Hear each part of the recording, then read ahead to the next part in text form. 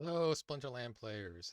This is Nardian again, and wanted to put up another short tutorial about Diamond League play for any rule set that has broken arrows. But I wanted to put out this tutorial last night, but I had trouble doing battle replays from Flavius.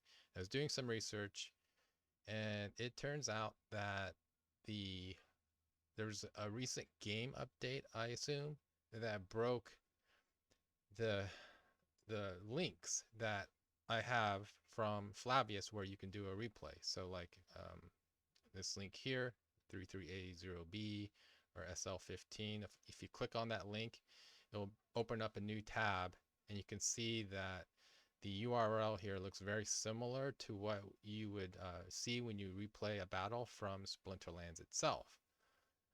So like with this link here, I'm in Splinterlands. I would go in and I can replay any of my battles, and that would work. So I'll play like this one. I think this is from a brawl.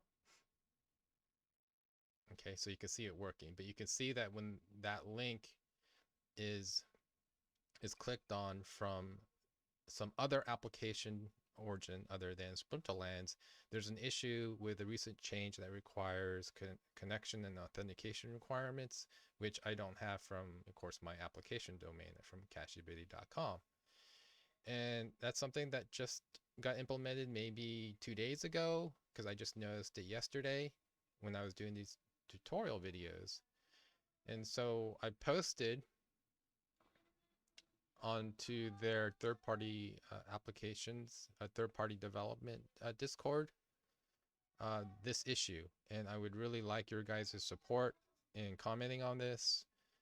Just you can do as little as just a thumbs up would be great, so that the game publisher knows that we have a community around third-party development to help you know people that play this game. And it just kind of annoys me that maybe some third-party developers, like those from Peak Monsters and the other kind of market sites, they get more visibility, of course, and just deservingly so. They have a much bigger user base than I do.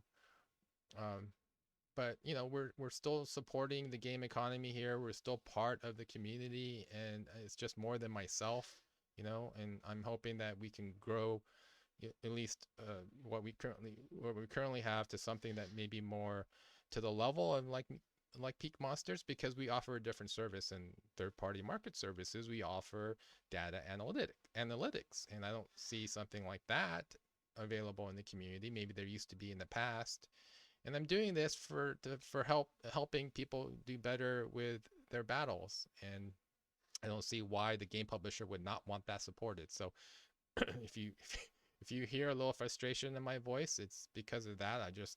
I can simply just use the tool myself and deal with my own workarounds on doing battle replay, and I'll show you that shortly. Um, but it's annoying that they won't, give support for the smaller third-party developers, which I don't understand.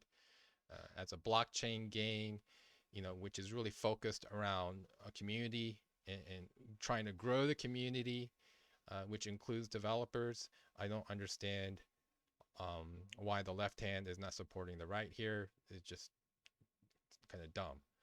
So the workaround for this is, you'll see that when you click on the link from Flavius, it just kind of spins, and it's because it can't really authenticate from this application domain. My application domain is not really recognized, and I'm not sure exactly what to do with the URL to get around that. So what you can do, though, is you can just copy into your clipboard the actual battle ID, which is unique. And you can then, on a different tab from the Splinterlands game, after you logged in, you can actually start a replay from your battle history, for example, so you'll get the format that you need for the URL.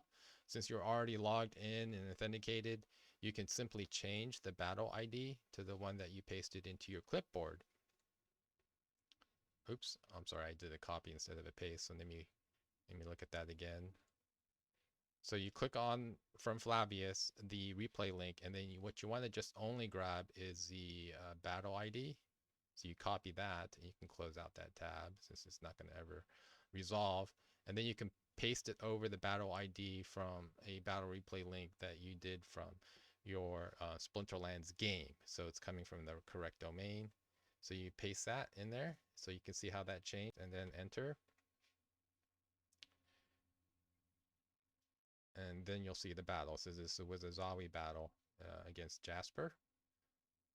And I want to kind of go over this because I also wanted to do a short tutorial, but I couldn't really without explaining why the replays didn't work. So I showed you this workaround. So if you really want to look at the opposing team for a team that you're looking at to see what the opposing team fielded, unfortunately, I don't have that as part of the expanded row. So you do have to click on the broken replay link. And so the workaround, again, as I just showed you, is you click on it, you copy the battle ID from the URL, and then you just simply paste over an existing replay that you did from the game, and so that you can see it like I've done here.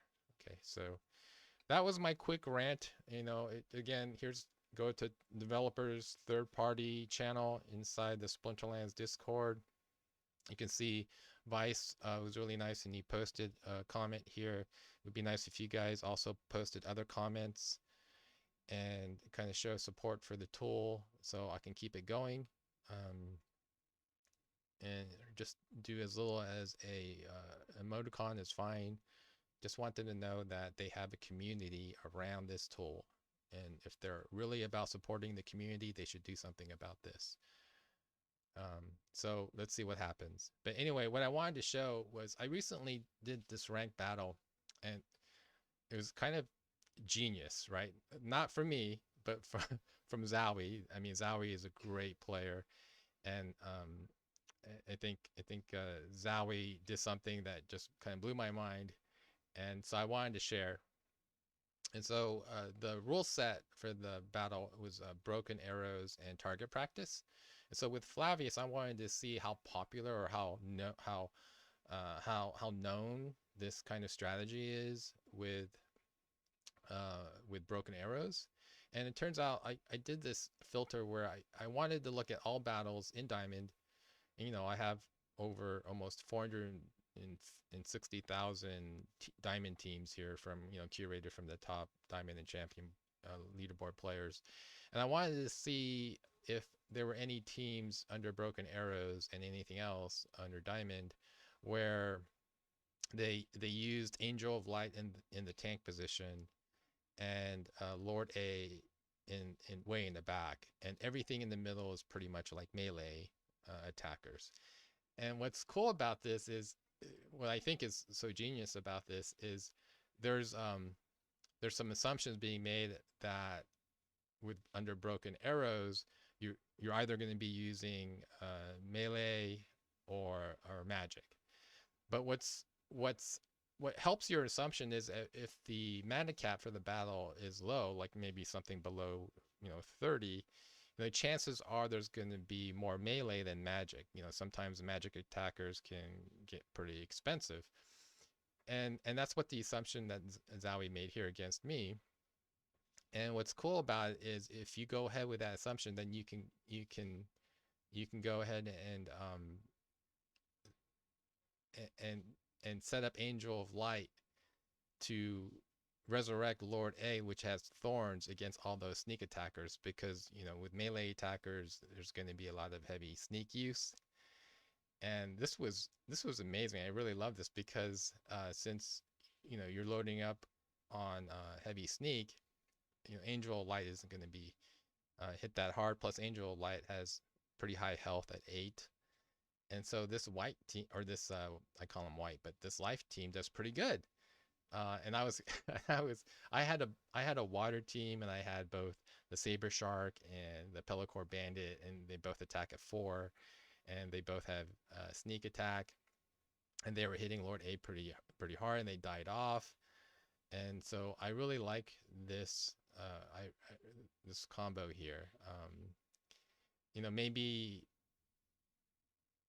you can use the Pellicor Conjurer here in its place, but the Angel of Light with the Resurrection on Lord A does almost like twice the amount of return damage because of its horns against those sneak attackers, and that gives you time for your sneak attackers to do damage as well. So let's go back to the replay so you can see it play out. I thought it was just really cool to show that.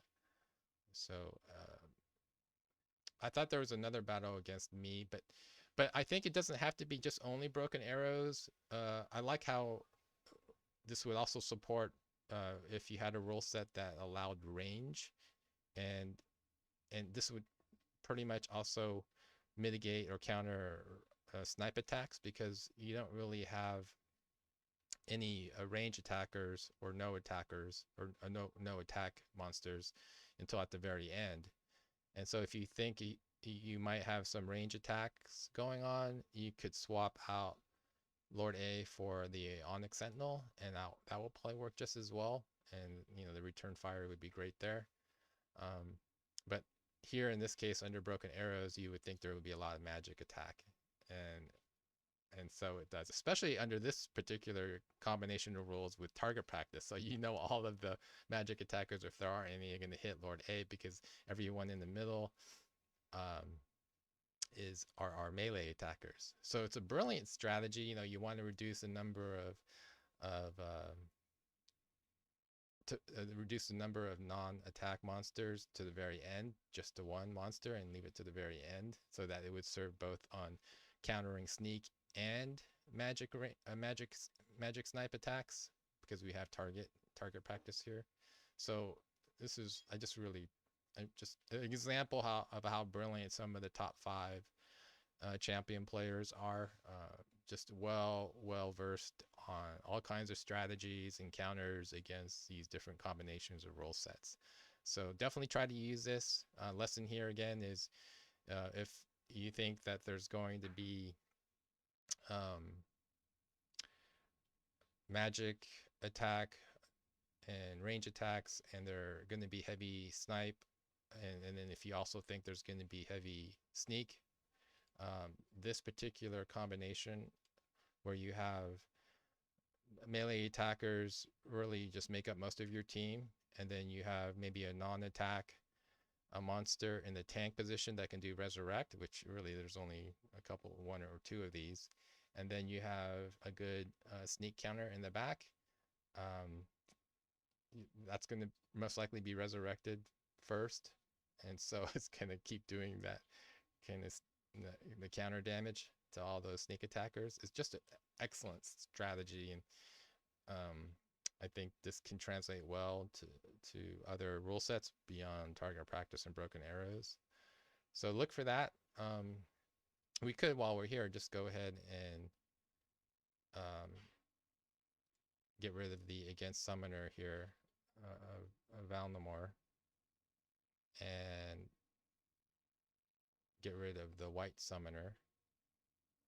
But the white summoner has to be used since we have a tank, a monster of Angel of Light. But here, what I'm really interested in now, just to kind of reinforce this really brilliant strategy by Zowie, is I'm just going to remove all of the filters except for the mana cap and of course Diamond League, and I want to see if there's more teams like this and see what that win-loss ratio, because here with that broken arrows rule set, we have 2-0, so let's see if we can get more data here from the database.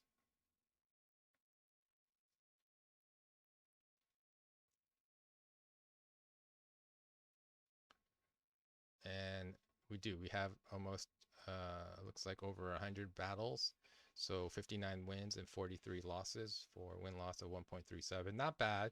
I mean, definitely a winning record. And then we can look at the different rule sets, so target practice and holy protection. So you can see that combination of Angel of Light, Lord A is actually pretty known, I guess, more than I thought, because you can see it being used across these different most of these guys are champion players. All of them are, really, the ones I see right here. You can see here's Zowie. You can see Boopki, Rainy. So Shu Manchu, a lot of Shu Manchu there, two Shu Manchus. So you can see it being really, really popular. So you may want to look at these, using that filter, team filter of Angel of Light in the front, Lord A in the back, or maybe change that out to Onyx Sentinel to see how that would differ. And just leave everything else like up here blank, and you can kind of do some focus study about that particular strategy. I bet you most of these teams have pretty heavy melee monsters in the middle. As you can see, they're all melee. So they're avoiding any other range snipe or sneak range snipe attacks to the very last monster, which can handle those attacks since Lord A, of course, has shield, and it has magic reflect. So really cool. And again, just to remind you guys, if you guys could support me in my post here on the developers third-party channel about them providing Flavius a workaround so that you guys can replay battles from the results lists, that would be wonderful. Okay, thank you, and talk to you soon next time.